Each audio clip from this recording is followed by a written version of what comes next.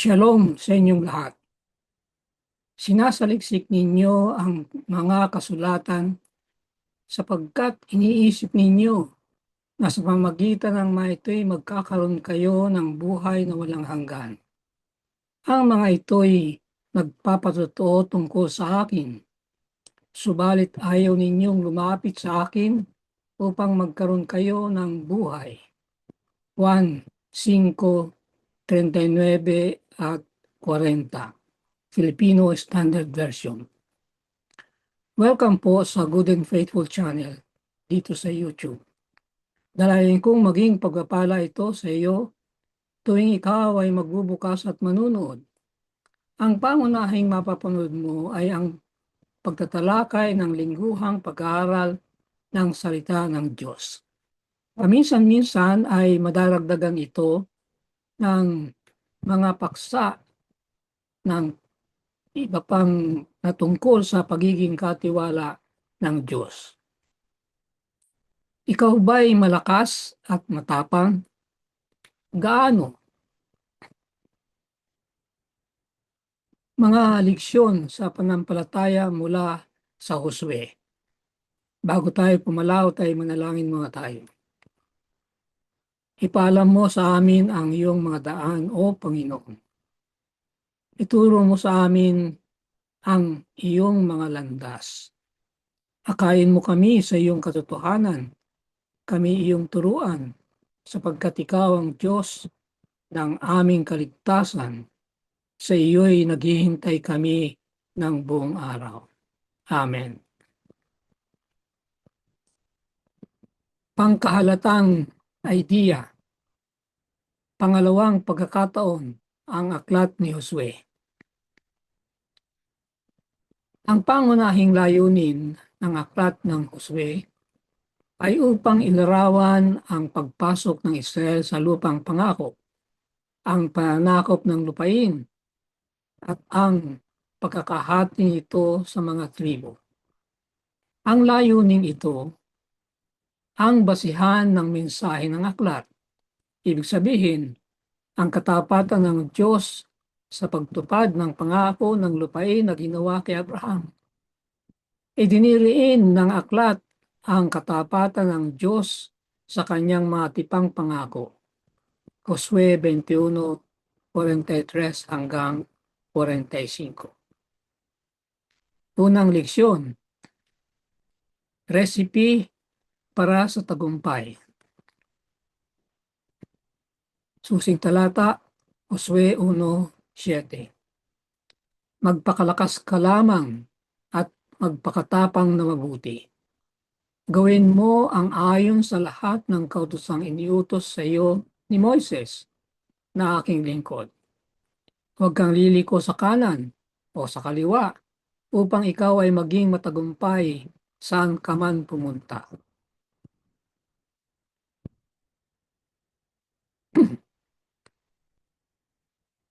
Ang aklat ni Josue ay tungkol sa mga bagong posibilidad. Si Moises na nangibabaw sa 40 taon ng kasaysayan ng Israel ay nabibilang na sa nakaraan. Ibig sabihin ay patay na. Ang eksodo mula sa Ehipto at ang mga pag-alagala sa ilang na nakapanlulumong na markahan ng rebelyon at katigasan ng ulo ay natapos na. Isang bagong henerasyon na handang sumunod sa Diyos, handang pumasok sa lupang pangako. Hindi bilang isang ekspektasyon para mabuhay, kundi bilang isang posibilidad na mabuhay. Muli ay 3 paghati ng leksyon. Una, ipinapasa ang balabal ng pagiging leader. Ikalawa, ang kaayusan ng aklat. At ikatlo, 3 pampalakas loob.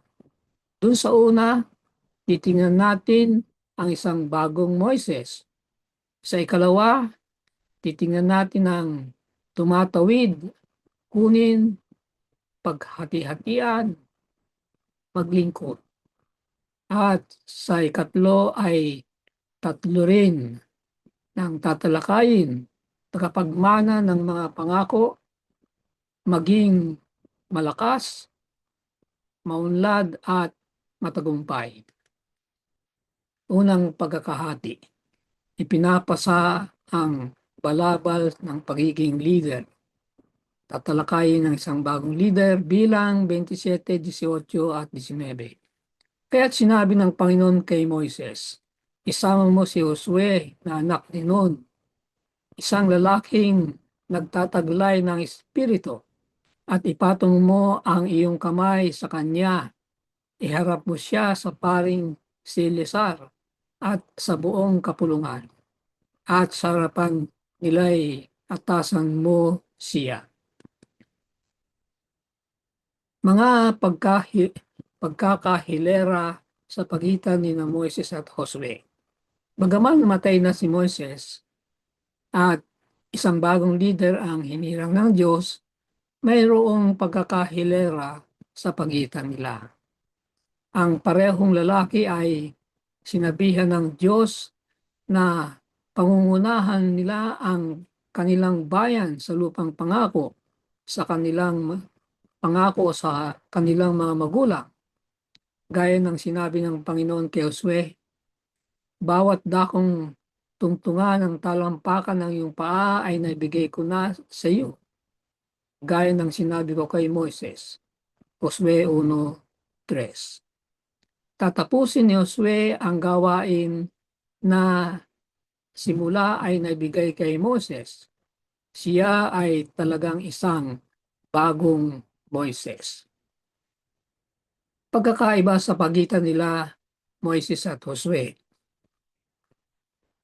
Sa yugtong ito, ang pangako na magbabangon ng isang propetang katulad kay Moses, Deuteronomio 18:15, ay isang posibilidad lamang sa halip na isang nakamit na katotohanan. Ibig sabihin ay hindi nangyari. Ang pambungad na masalita ng aklat ng Josue ay nagpapaalala sa bumabasa nitong pangako at sabay nito lumilikha ng isang inaasahan upang makita itong matupad na hindi naman natupad. Hindi siya naging propeta, ibig sabihin. Bagaman patay, nananatiling pinangingibabawan ni Moses ang unang kapitulo. Nababanggit ang kanyang pangalan ng 10 beses, 4 lang ang kay Josue. Tinatawag si Moises na ang lingkod ng Panginoon, samantalang tinutukoy si Josue bilang katulong ni Moises, Kapitulo 1, talatang 1. Aabutin ito ng panghabang buhay na matapat na paglilingkod at pagsunod para matanggap ni Josue ang titulong lingkod ng Panginoon. Kapitulo 24, talatang 29. Ang tunay na leader ng Israel. Kahit na mahuhuli ng unang kapitulo si Josue ang paglipat sa pagitan ng dalawang dakilang leader ng Israel, ang pinakamahalagang tauhan ay ang Panginoon na rin, na binubuksan ng kanyang mga salita ang aklat at na nangingibabaw ang gabay. Walang duda kung sino ang tunay na leader ng Israel, ang Panginoon. Sa buong kapanahunan, tumatawag ang Diyos ng mga lalaki at babae upang pangunahan ang kanyang bayan. Bakit mahalagang matandaan kung sino ang tunay at hindi nakikitang leader ng iglesia? Ang Panginoon yun. Kapag hindi nawawala sa isip ng tao ng Panginoon ang tunay na leader, ang mga tinawag niyang mga taong leader ay walang ipagmamalaki. Hindi nananakot, hindi nagyayabang. Pangalawang pagkakahati, ang kaayusan ng aklat. Tatalakayin, tumawid, kunin, paghati-hatian, maglingkod. Josue 1:2, 6:20, 13:7, 24:24. Yung unang talata. Si Moises na aking lingkod ay patay na.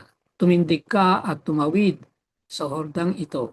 Ikaw at ang buong bayang ito hanggang sa lupain na aking ibibigay sa kanila, sa mga anak ni Israel. Yun yung unang tumawid. Ngayon naman yung kunin. Kaya't sumigaw ang bayan at hinipan ang mga tambuli. Nang marinig ng bayan ang tunog ng tambuli, ang bayan ay sumigaw ng napakalakas. Ang pader ay gumuho. Kaya't ang bayan ay lumusog sa lungsod. Ang bawat lalaki ay tuloy-tuloy na pumasok sa at kanilang sinakop ang lungsod. Yun ang ikalawa.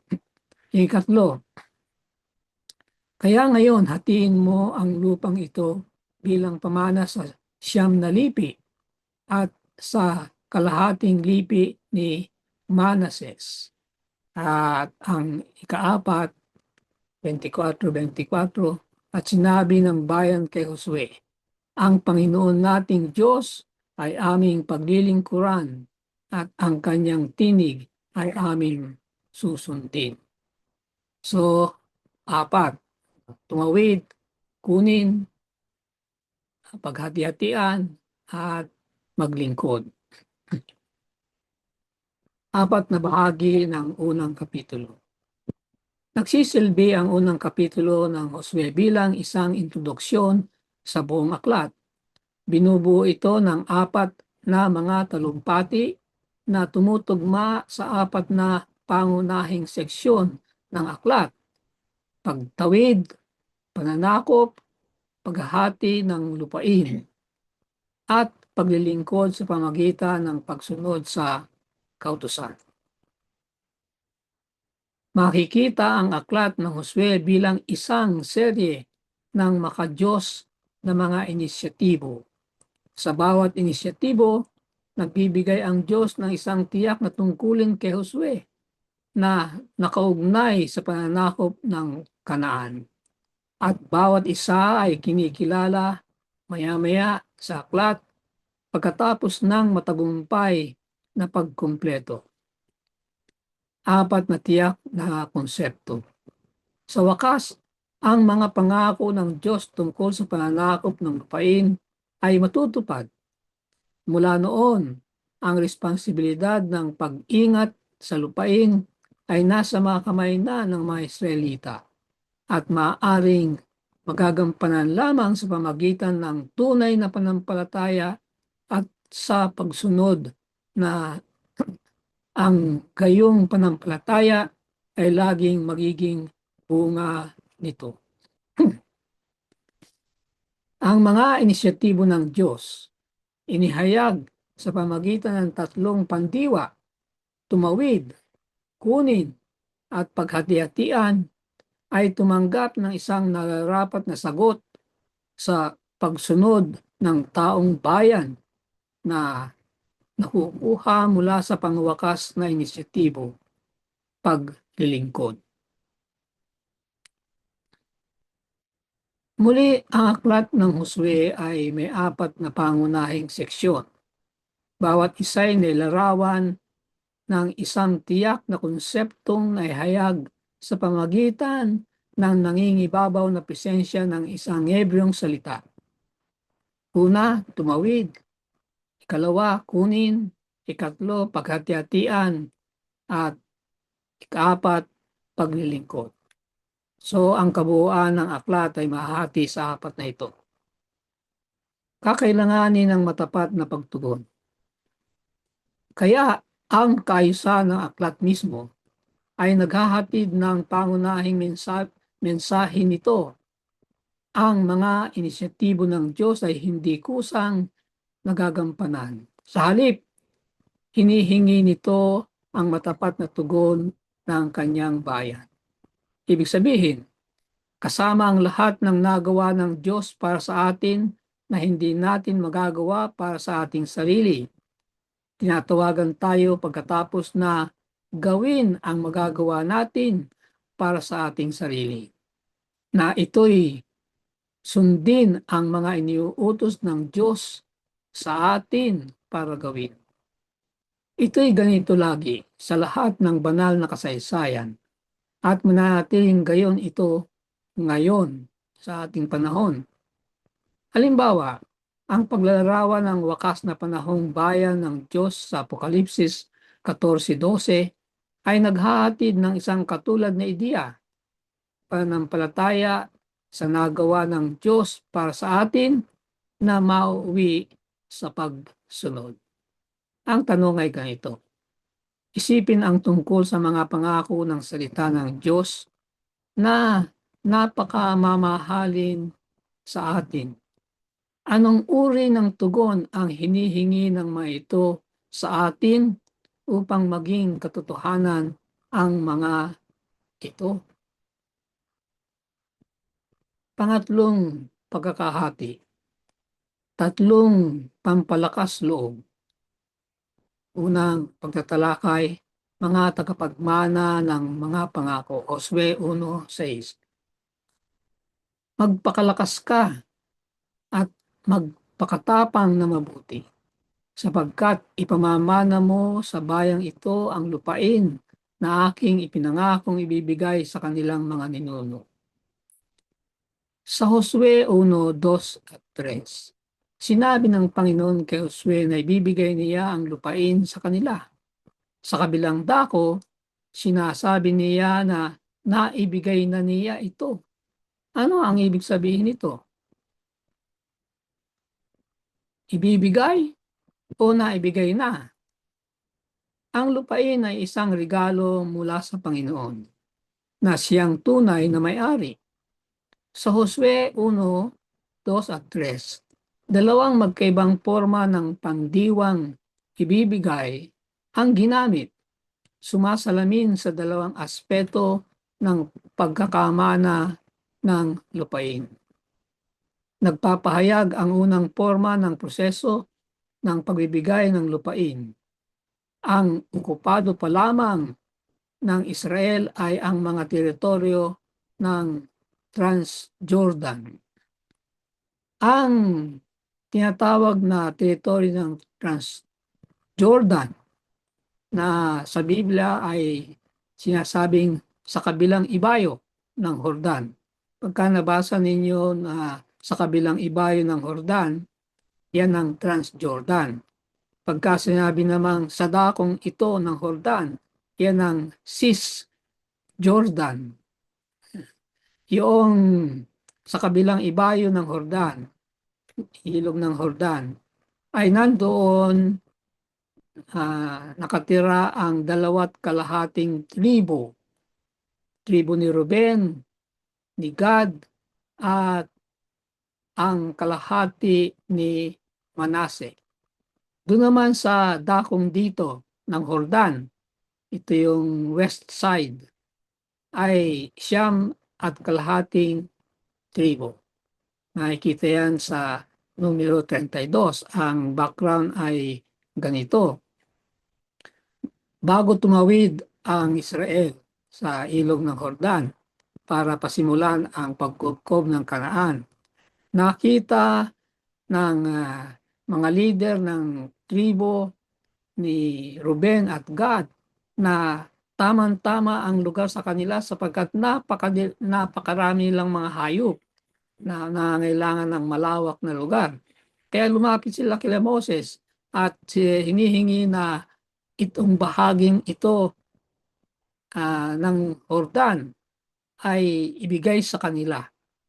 Ang sabi naman ni Moses, ang ibig bang sabihin niyan ay hindi kayo tatawid at tutulungan ninyo ang inyong mga kapatid na kubkubin ng lupa. Pagka ganyan ang ginawa ninyo ay pinahihina niyo ang loob ng inyong mga kapatid, sabi ni Moses. Gaya ng ginawa na 40 taon na nakaraan na yung mga 10 espiya ay nag-report at pinahina ang loob ng mga Israelita, tayo pumasok sa Jordan. Nagpaliwanag yung magkapatid. Hindi, sabi nila, sasama kami, lahat ng mga lalaki sa amin, 20 taong ng edad, ay sasama at tutulong na pagkubkob. At pag natapos na, pagka naibigay na sa kanila ang kanilang mga mana, tsaka kami babalik dito sa lugar na ito. Nagkasundo sila. Kaya yun ang nangyari. 2.5 ang nasa dakong ito ng Hordan at 9.5 ang nasa kabilang ibayo. Sa Josue 1.3, ginamit ang pandiwa sa perpektong forma. Nagbibigay ng pakiramdam na ang lupain ay naibigay na sa kanila. Kapag ang Diyos ang paksa ng ganitong mga kilos, tinatawag ang forma na propetikong perpekto, at yan ay dahil ang ipinangako niya sa kanila sa kanyang salita ay isang siguradong katotohanan na mapagkakatiwalaan bilang kasalukuyang realidad. Pag ipinangako ng Diyos ay ituring na ito na nangyari, sapagkat mangyayari yan sa malaot madali, sapagkat ang Diyos ay hindi nagsisinungaling. Kaya tama rin naman na ibinigay na at ibibigay pa, sapagkat naibigay na bago sila dumating sa Kanaan para kumubkob, ay naibigay na doon sa 2.5 tribo ang kanilang mana. Kaya naibigay. Pero marami pang kukubid, yun ang ibibigay pa. Ipinangako sa lahat. Ang mga pangalan sa talatang 3, ikaw at kayo ay pangmaramihan. Kaya ang pangako ay ibinigay hindi lamang kay Josue kundi sa buong bayan ng Israel. Ang pagtukoy sa pangakong ibinigay kay Moses ay nagbibigay kahulugan ng pagpapatuloy ng kapakanan ng Diyos. At saka, ang salitang kol, lahat, bawat, ay inuulit ng maraming beses sa unang kapitulo. Ang malaganap na presensya nitong pangalan ay nagpapahayag ng kabuuan at integridad na mahalaga sa pagkakamit ng layuning itinakda sa harap ni Josue. Dapat ay merong isang perpektong pagkakahanay sa pagitan ng Diyos, si Josue, at ang taong bayan ng Israel upang matiyak ang tagumpay sa paparating na pananakop ng lupang pangako. Walang mahiwaga tungkol sa mga pangako ng Diyos. Walang kapangyarihan ang mga ito sa at ng kanilang sarili upang masiguro ang kanilang katuparan. Wala sa mga sinabi ang pagtupad, kundi doon sa nagsasabi. Kaya nga, ang garantiya ng katuparan ay nasa nangangako. Ang garantiya na ang mga ito'y magkakatotoo ay nakasalalay sa presensya ng Diyos na nagsabi, ako'y makakasama mo. Tunay nga, ang presensya ng Panginoon ay mahalaga para sa kaligtasan ng buhay ng mga Israelita. Kung wala ang mga ito, sila'y magiging isa lamang sa maraming mga bansa na walang natatanging panawagan, pagkakakilanlan o misyon. Ang presensya ng Panginoon ay lahat ng kailangan ni Moises upang magtagumpay. Walang nagbabago ngayon. Ito rin ang dahilan na meron tayo ng pangako ni Jesus na masusumpungan sa Mateo 28:20. At narito ako'y kasama ninyong palagi hanggang sa katapusan ng panahon.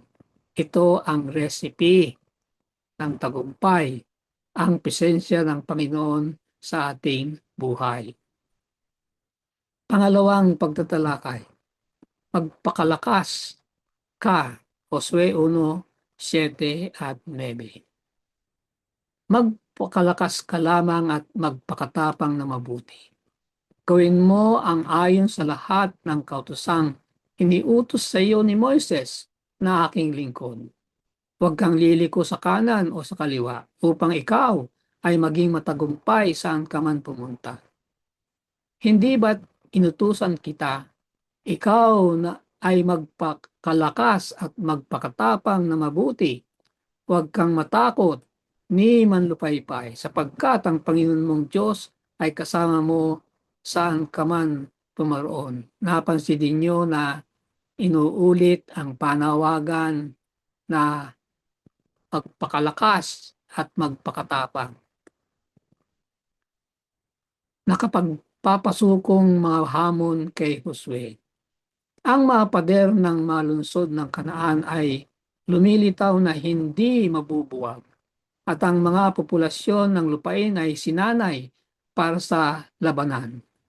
Kataliwas, ang mga Israelita ay simpleng mga gala, hindi nagtataglay kahit ang pinaka-primitibong makinarya ng gera upang maharap ang pinatibay na mga pader. Sinasabi ng kasaysayan sa atin na kahit na ang Ehipto, ang pinakamakapangyarihan ng panahong yun, ay hindi nakamit ang matatag na tanggulan sa Kanaan. Ganon kahirap ang hinaharap ni Josue. Katulad ng mga hamon para sa atin ngayon. Ngayon, sa pagtupad sa ipinagkatiwalang misyon sa kanila ni Kristo, umarap ang mga Kristiyano sa katulad ng mga hamon. Ibig sabihin, kakailangan nilang makibaka laban sa sarili nilang masasamang hilig, laban sa mga pamunuan, kapangyarihan, at sa makapangyayari sa kadiliman sa kapanahonang ito, at laban sa hukbo ng kasamaan. Napansin ninyo na dalawa ang kaaway natin. Ang una-una ay kaaway mula sa loob, yung sariling masamang hilig. Pagkatapos noon ay ang kaaway ng espiritu na nasa labas. Gaya ni Josue, meron din sila ng nagtitiyak na pangako ng presensya ni Kristo. Ako'y kasama ninyong palagi hanggang sa katapusan ng panahon.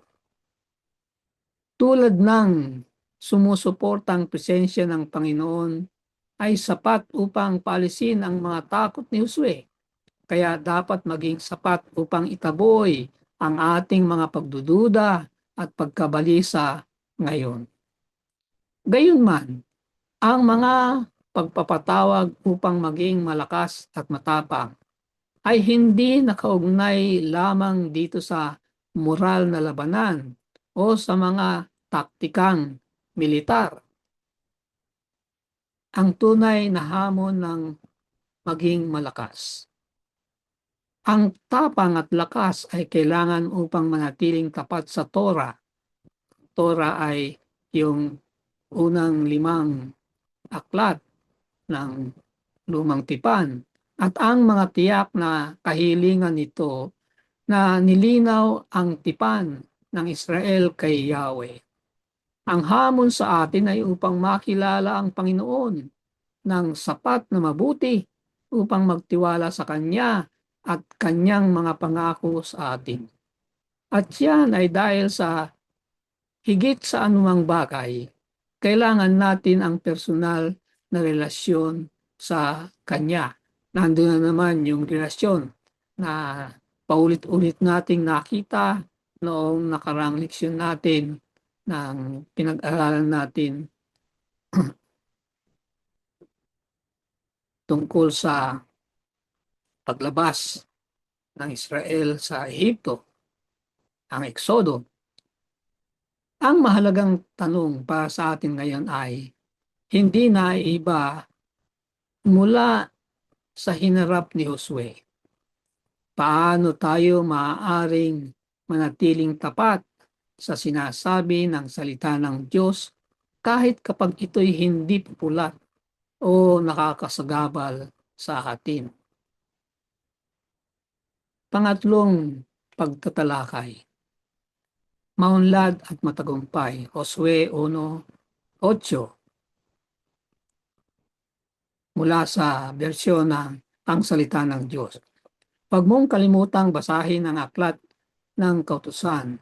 Pagbulay-bulayan mo ito araw at gabi para malaman mo kung paano mo matutupad ng mabuti ang lahat ng nakasulat dito.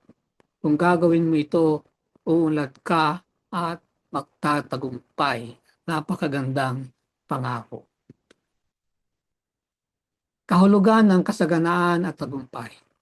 Ang Hebrewong terminong tsalak, maunlad, ay nagpapahiwatig ng kasiyasiyang katuparan ng napanukala o isang katayuan ng kanais-nais na mga kalagayan. Ang terminong sakal upang maging matalino na isinalin bilang umunlad o maging matagumpay ay maaaring mga hulugan ding upang maging maingat o upang kumilos ng matalino. Ang paniwala ng tagumpay ay malapit na nakatali sa kumikilos ng matalino sa pamagitan ng takot sa Diyos at pagsunod sa kanyang salita. Ang mas malalim na kahulugan. Ayon sa pananaw na ito, ang tagumpay ay hindi kinakailangang tinukoy bilang material na kaunlaran, bagamat hindi nito ibinubukod ito. Nandun pa rin ang material, pero humihigit ang punteriya ng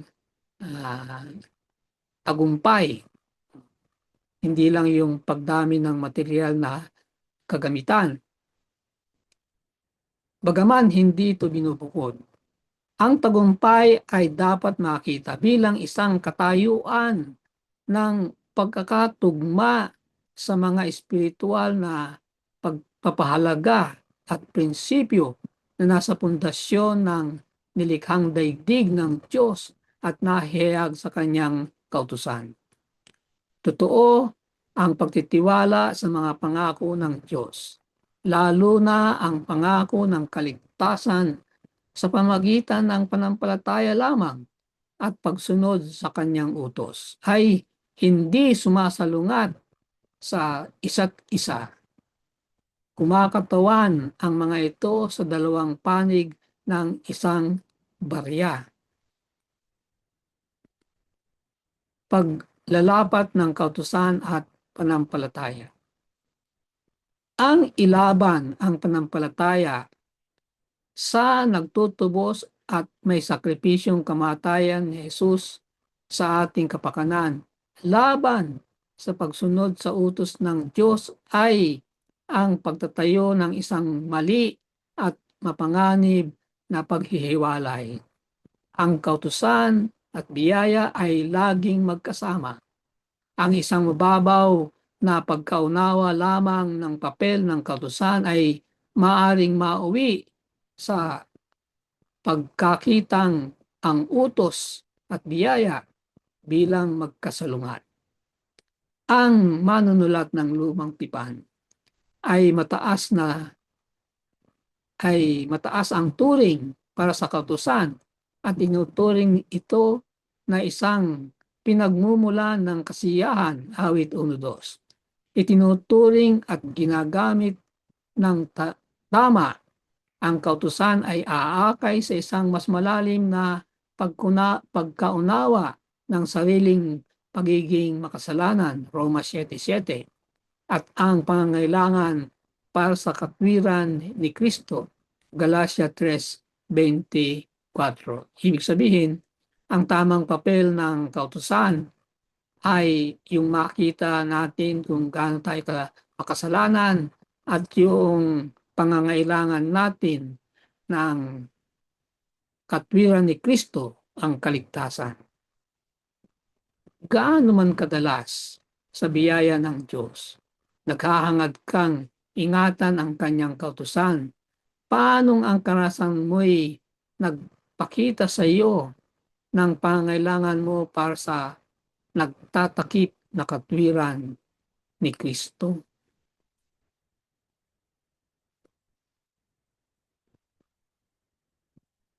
Huling salita, walang puntong nangangailangang matatalakay ng lalo pang taimtim, inuulit ng mas madalas, o itinataguyod ng mas mariin sa mga pag-iisip ng lahat kaysa ang imposibilidad ng nagkasalang tao na pinagiging marapat ang anuman sa pamamagitan ng kanyang pinakamahusay na mabubuting gawa. Sa ibang salita, kahit na anong buting gawa ay hindi yan ang paraan ng kaligtasan. Walang kredito yan tungo sa kaligtasan. Ang kaligtasan ay sa pamamagitan lamang ng panampalataya kay Jesus. Dalangin ko para sa iyo. Sa ngalan ng ating Panginoong Jesus na tumawag kay Josue maging malakas at matapang, dalangin kung ikaw ay positibong tutugon din sa katulad na pagtawag kapag napaharap sa lahat ng mga problema sa buhay na darating sa iyong daan. Amen. Sumayin niyo ang Good and Faithful channel dito sa YouTube. Ako'y patuloy na nagpapasalamat sa mga taong tumutulong na makarating ito sa kaalaman ng marami pa. Pagpalain nawa sila ng Diyos. Malaki ang iyong magiging bahagi sa ministeryong ito kung ikaw ay magsusubscribe, kung hindi pa. At kung naging pagpapala ito sa iyo ay mag-share at mag-like. I-click na rin ang notification bell upang kaagad na malaman mo kapag may bagong video. Ang PowerPoint presentation ay makukuha rin kapag hiningi sa aking messenger account. Maraming salamat. Magkita tayo sa susunod na linggo.